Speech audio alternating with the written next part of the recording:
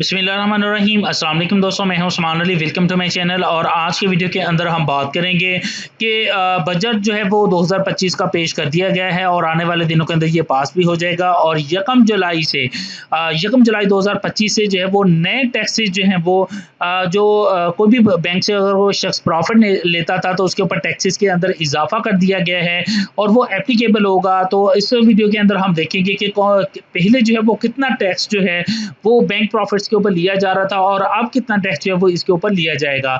आज की वीडियो के अंदर हम इसी मौजू के ऊपर बात करेंगे। तो मौजू की तरफ जाने से पहले सब दोस्तों से गुजारिश है कि अगर आपने अभी तक हमारे यूट्यूब चैनल को सब्सक्राइब नहीं किया है तो यहाँ सब्सक्राइब के बटन के ऊपर क्लिक करके सब्सक्राइब कर लीजिएगा और साथ बेल आइकन को भी दबा दीजिएगा ताकि जब भी हमारी कोई लेटेस्ट वीडियो आए तो उसके नोटिफिकेशन आप तक पहुंचते रहें।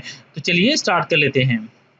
इसके लिए सबसे पहले हम बात कर लेते हैं कि अगर कोई भी शख्स जो है अगर जो है वो उसने किसी भी किस्म के अपने बैंक अकाउंट के अंदर जो कि सेविंग अकाउंट है, ठीक है, उसके अंदर कोई अमाउंट रखी हुई है और उसके ऊपर जो है वो किसी किस्म की कोई बैंक के अंदर जो है वो कोई प्रॉफिट जो है वो ऑलरेडी जो है वो वसूल कर रहा था, तो इस सूरत के अंदर जो है वो उसको जो टैक्स जो है वो पहले देना पड़ता था।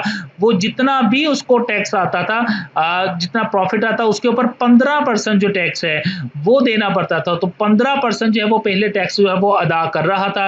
अब इसको जो है वो इंक्रीज कर दिया गया है और इंक्रीज करके इसको ले गए हैं 20% तक।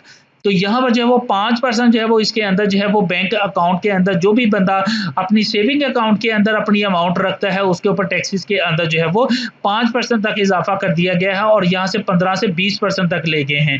इसके अलावा जो है वो एक और चीज़ जो है वो यहाँ पर आती है कि अगर कोई भी शख्स जो है वो पहले बैंक अकाउंट के अंदर अपने सेविंग अकाउंट में से कोई भी जो है वो प्रॉफिट हासिल कर रहा था, तो अगर वो 5 मिलियन से कम था यानी कि वो 50 लाख रुपए से जो है वो कम के ऊपर था, तो उस सूरत के अंदर जो है वो उसके ऊपर जो है वो सिर्फ यही 15% जो है वो टैक्स एप्लीकेबल होता था।